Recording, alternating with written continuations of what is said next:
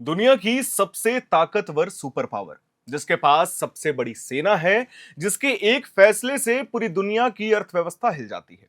आज वही America Iran के सामने फंसा हुआ नजर आ रहा है। ये कोई छोटा मोटा टकराव नहीं है, बल्कि एक ऐसी टकराहट है जिसने पूरी दुनिया के तेल व्यापार और ताकत के संतुलन को पूरी तरीके से हिला कर रख दिया है। और सबसे बड़ा सवाल यही है कि क्या सच में अमेरिका इस लड़ाई में पीछे पड़ रहा है। दुनिया का लगभग 20% तेल और गैस एक बेहद संकरे समुद्री रास्ते से गुजरता है, जिसे स्ट्रेट ऑफ हॉर्मूज कहा जाता है। लेकिन आज यही रास्ता युद्ध का मैदान बन चुका है। रिपोर्ट्स के मुताबिक हम आपको बता दें, ईरान ने इस इलाके में माइंस बिछा रखे हैं, ड्रोन और मिसाइल्स के जरिए हमले शुरू कर दिए हैं, जिससे जहाजों की आवाजाही पूरी तरीके से रुक गई है। कुछ समय ऐसा भी आया जब सैकड़ों जहाज बाहर खड़े रह गए और कोई आगे बढ़ने की हिम्मत नहीं कर पाया, सिवाय तीन देशों के, भारत, चाइना और जापान।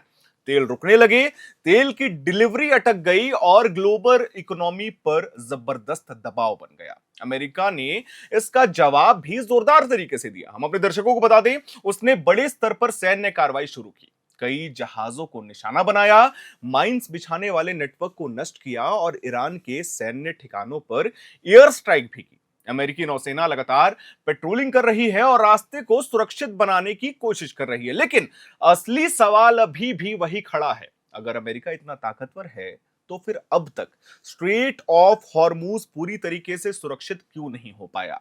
क्यों जहाज अभी भी डर के साए में गुजर रहे हैं? क्यों दुनिया की सबसे बड़ी सेना एक छोटे से समुद्री रास्ते को पूरी तरीके से खोल नहीं पा रही? यही से कहानी और भी दिलचस्प हो जाती है।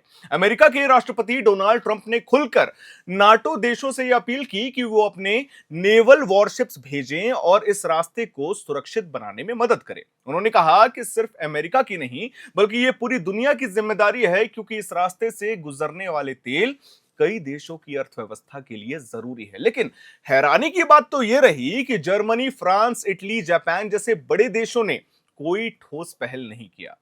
कोई देशों ने साफ बयान नहीं दिया, लेकिन जमीन पर कोई एक्शन भी नहीं लिया गया। यहां तक कि हम आपको बता दें, यूरोपियन यूनियन ने भी साफ कर दिया कि वे इस मिशन को और आगे बढ़ाने के मूड में नहीं है। यानी जो अमेरिका हमेशा अपने सहयोगियों के साथ खड़ा रहता था, आज वही अमेरिका इस मुद्दे पर लगभग अकेला दिखाई दे रहा है, केवल इजराइल साथ में है। अब सवाल यह भी तो उठता है ना कि आखिर नाटो देश पीछे क्यों हट रहे हैं? इसके पीछे कई वजह हैं। सबसे पहली वजह, सीधे युद्ध का खतरा।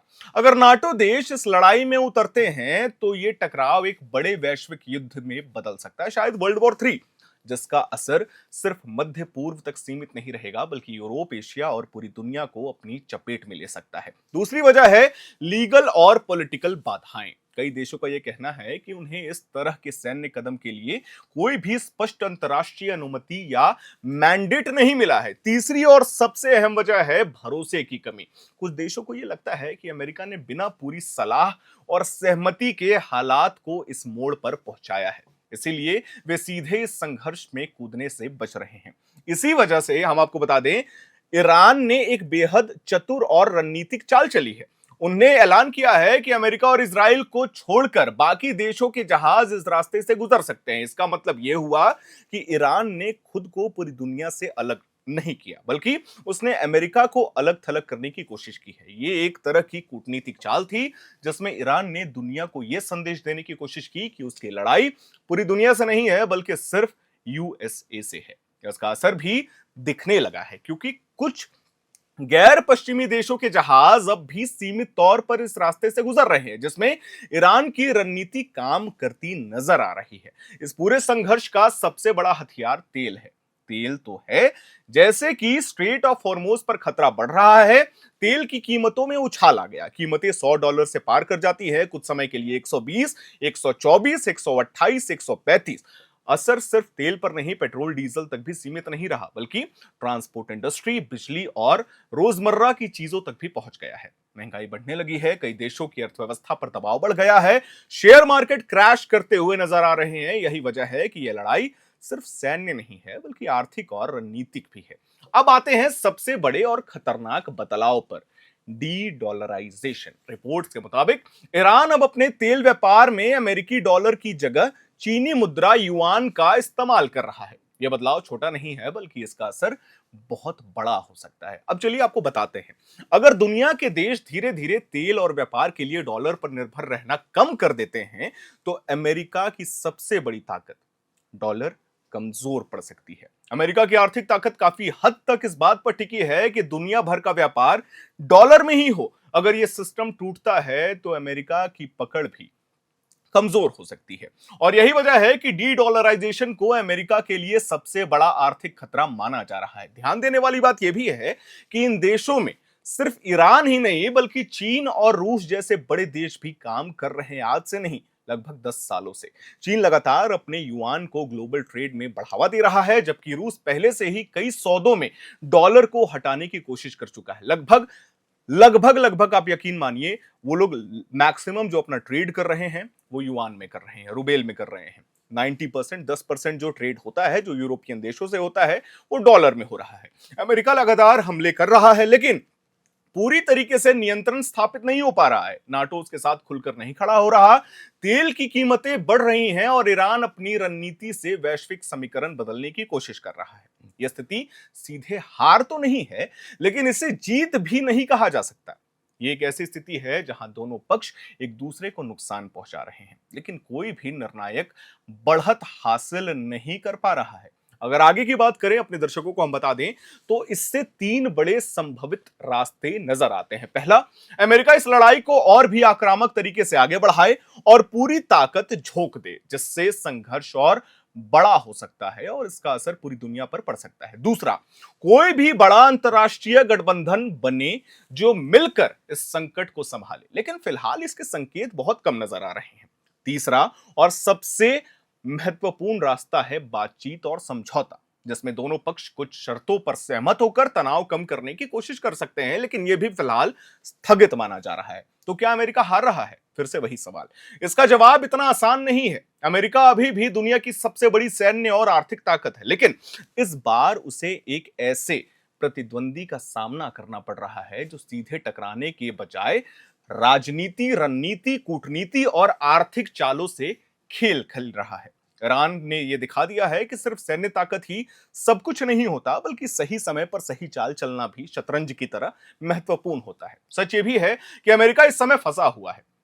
यह आपको नजर आ रहा होगा, उसकी ताकत को चुनौती मिल रही है, यह भी नजर आ रहा होगा। उसके सहयोगी पूरी तरीके से साथ नहीं है, यह भी नजर आ रहा होगा। और दुनिया का शक्ति संतुलन धीरे धीरे बदलता हुआ नजर आ रहा है।